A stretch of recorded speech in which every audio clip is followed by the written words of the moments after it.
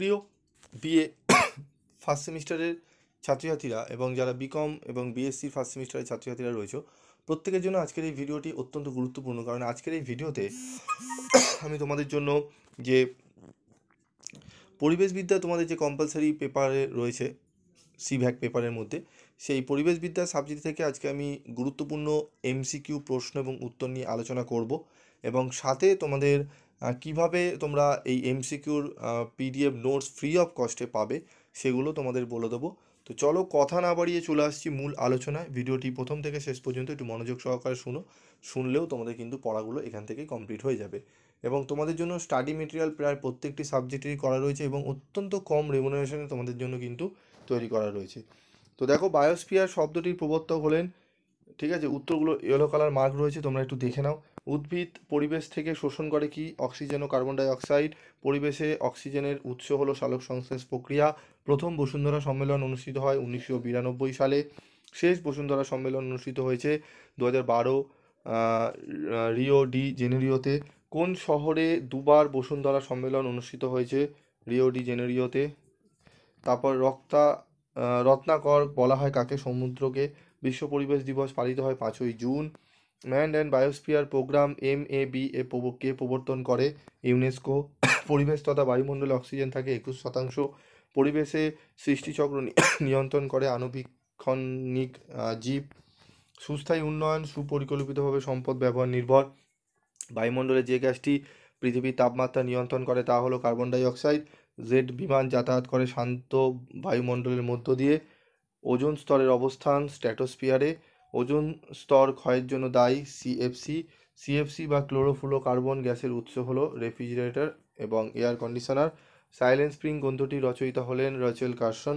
চিপকো আন্দোলনের সূত্রপাত হয়েছিল 1993 সালে। চিপকো আন্দোলনের মূল উদ্দেশ্য হলো গাছ কাটতে বাধা দেওয়া। নর্মদা বাঁচাও আন্দোলনের পুরোধা ছিলেন মেধা পাটেকার। 2030 এজেন্ডা টেকসই উন্নয়ন সংক্রান্ত।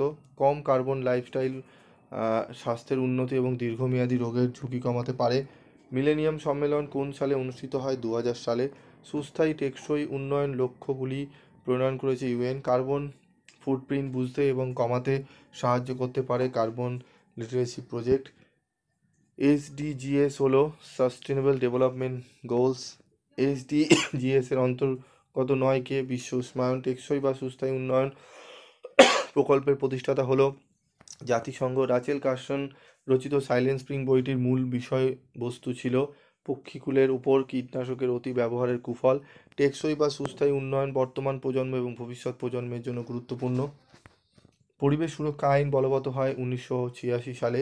চিপকো আন্দোলন করেছে সুন্দরলাল বহুগুণা। মেধা পাটেকর কোন পরিবেশ আন্দোলনের নেতৃত্ব দেন? নর্মদা বাঁচাও আন্দোলন। স্ট্র্যাটোস্ফিয়ারের ওজোন গহ্বর সংক্রান্ত 1987 সালে অনুষ্ঠিত আন্তর্জাতিক সমাবেশটি কী নামে পরিচিত? Montreal protocol.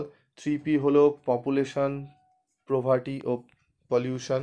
বিশ্ব পরিবেশে জীব প্রজাতির সংখ্যা প্রায় 8.7 মিলিয়ন। ভারতের বর্তমান মার্চ 2021 পর্যন্ত জনসংখ্যা হলো 138 কোটির বেশি। মিনামাটা রোগের সৃষ্টি হয়েছিল পারদের জন্য। 2030 এজেন্ডা টেকসই উন্নয়ন সংক্রান্ত। মিশন লাইফ প্রকল্পের উদ্বোধন করা হয় আহমেদাবাদে। মিশন লাইফের ধারণার প্রবর্তক হলো নীতি আয়োগ। তো এই 42 আমি কোশ্চেন তোমাদের সামনে তুলে ধরলাম এবং এই যে আজকে আলোচনা হলো, এই পুরো সম্পূর্ণ পিডিএফ নোটস তোমরা কিন্তু ফ্রি অফ কস্টে পেয়ে যাবে। কোথায় পাবে? সেটি হচ্ছে আমাদের যে পিবি স্টাডি ক্লাসের গ্রুপ রয়েছে, ফার্স্ট সেমিস্টারের গ্রুপ সিভ্যাক পেপারে, সেই গ্রুপে তোমরা জয়েন্ট হও। সেখান থেকে তোমরা কিন্তু এই পিডিএফগুলো কালেক্ট করে নিতে পারো এবং বন্ধুদের মধ্যে প্রচুর পরিমাণে ভিডিওটি শেয়ার করো যাতে সকলেই এই ভিডিওর উপকারিতা পেতে পারে। এবং ইংলিশ ভার্সনও তোমাদের জন্য দেওয়া হবে। যারা ইংলিশ ভার্সন রয়েছে তারাও পাবে। তোমাদের কোন কোন সাবজেক্টে সাজেশান লাগবে তোমরা কমেন্ট বক্সে লিখে জানিও। প্রত্যেকটা সাবজেক্টেই তোমাদের সাজেশান কিন্তু দেওয়া হবে। আজকের মতো ভিডিওটি শেষ করছি। দেখা হচ্ছে পরবর্তী ভিডিওতে। সকলে ভালো থেকো, সুস্থ থেকো।